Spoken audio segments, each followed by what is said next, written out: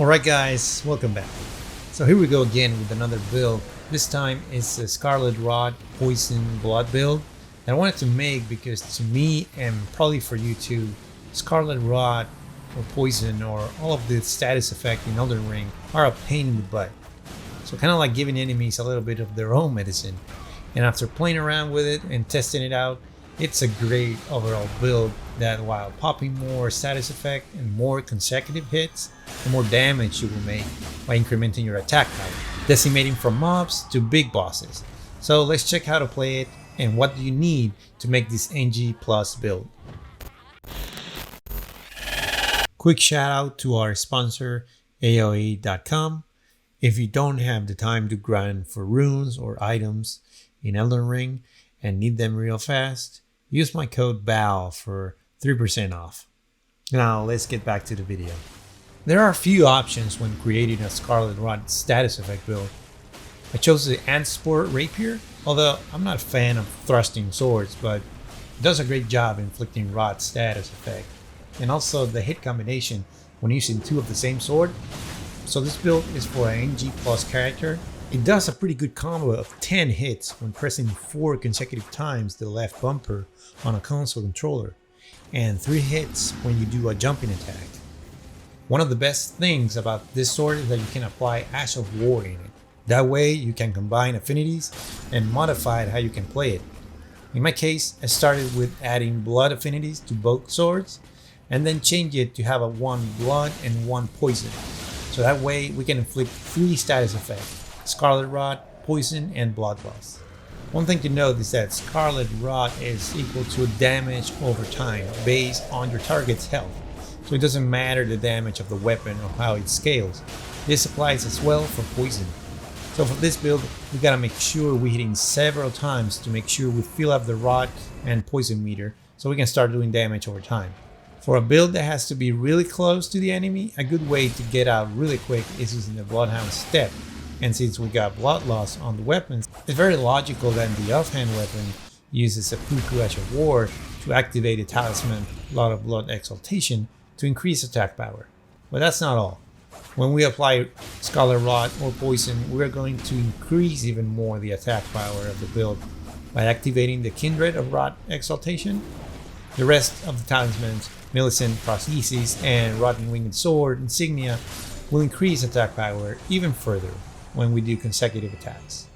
The way I play this build is to run and hit as many of the combos as you can, and roll or Bloodhound Step if needed, and keep at it. Always using the left bumper to keep those power stance and combos going, and getting those status effect up, because the more you hit, the more damage you will do. For challenging or boss fights, you want to buff first with the Physique Flask, since both tiers last up to 3 minutes, giving you stamina regen and more attack power on consecutive hits.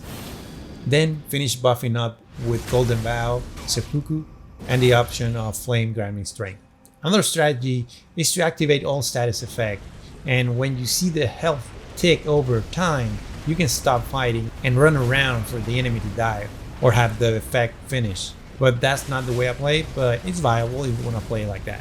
For hitting multiple enemies at a distance, you can use the incantation Rotten Breath that will inflict Scarlet Rot and can last longer if you charge it. Now let's look at all of the armor, talisman, and incantations we need for this build. I'll leave links at the description below on how to get each one. The headpiece of this build is the Mushroom Crown that will increase damage by 10% when nearby enemies or yourself is afflicted by Scarlet Rot or Poison. The rest of the armor is the Crucible Tree armor, the Crucible Gauntlets, and Crucible Greaves. The main weapons are 2 Antspur Rapier. The offhand has Seppuku, Ash of War, and Blood Affinity, having Scarlet Rot build-up at 50 and Blood Loss build-up at 84. On the main hand, we got Bloodhound Step, Ash of War with Poison Affinity, having 97 Poison build-up and 50 Scarlet Rot build-up. Also, we got a small dagger to buff with Golden Bow that gives 12.5% damage increase, as well as 7.5% damage negation. And finally, Dragon Communion Seal that boosts the Rotten Breath incantation, and we can buff with Flame Grinding Strength. The talismans are Kindred Rot Exultation that increases attack power by 20% for 20 seconds when a nearby enemy is afflicted with Scarlet, Rot, or Poison. The other status effect talisman is Lore of Blood Exultation that increases attack power by again 20% for 20 seconds when a nearby opponent is afflicted, you guessed it, yeah, by blood loss. This effect will stack with Kindred Rod's Exultation Talisman. Next is Millicent's Prosthesis that will increase attack power depending on the number of attacks you land. The attack power increase is activated after 3 hits, increasing on each tier by 4%, 6%, and 11%. So the more you hit, the more increase on your attack power. And last is Rotten Winged Sword Insignia that works the same way and stacks with Millicent Prosthesis. The tiers of this talisman of attack power increase are 6%, 8%, and 13%. So for both talismans, the more we hit, the more damage we're gonna make. And the more we hit, faster we're gonna fill up the status effect meter and we're gonna do even more damage. On the Physique Flask, we got Greenburst Crystal Tier to increase the stamina recovery speed by 15 stamina per second for 3 minutes. That will help doing more combos with the rapiers. And second one is the Thorny Crack tier that will work similar as Rotten Winged Sword and Millicent Prosthesis and will stack with them as well, increasing damage by 9%, 13%, 20% by 3 minutes. The attributes I got for this build are 50 Vigor, 20 Mind, 40 Endurance, 47 Strength, 80 Dexterity, 9 Intelligence, 23 Faith, and 15 Arcane. So you can see it's mainly a Dexterity, Vigor, Strength build.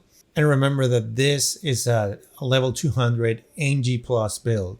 So we have 50 Vigor because we need to stay on the face of the enemies and we need a decent HP pool because we are gonna take hits while doing the power sensing combos to proc the status effect and doing the cascade effect on talisman and attack power. 20 Mind to have enough to cast Seppuku, Golden Vow, and Flame Grant Me Strength, and having enough to use Bloodhound Step at your leisure. 40 Endurance to have enough stamina to do the most power stancing combos and jump attacks that we can. Again, to proc the status effect and increase the attack power at the end to do more damage. 47 Strength because the Antspur Rapier does have a C scaling with it. The same goes for Dexterity that we have 75, not 80, because the sword has C scaling with it, with Dexterity, and Millicent Prosthesis will give us 5 Dexterity, taking this build to 80. There are no points placed in Intelligence, and 23 on Faith to be able to cast Rotten Breath. But if you don't want to use this incantation at all, you can keep Faith at 15 to be able to cast Flame Grant Me Strength only, and put the remaining 8 points on Strength if you like. Although I'm not a fan of the thrusting swords, this NG plus build can do a lot of damage only if you land those consecutive hits and proc all the status effect to increase your attack power. It's not a 1, 2, 3 punch, one shot the boss kind of build. It's more of building the damage over time with consecutive hit, and you gotta land more and more hits to do that. And then when everything procs, you start to deal the real, and you will see the real and powerful damage. I only hope that there could be more variety of Scarlet Rod weapons and that they were on par with the Bloodlust, at least being a Scarlet Rod, the most annoying status effect you can experience in this game.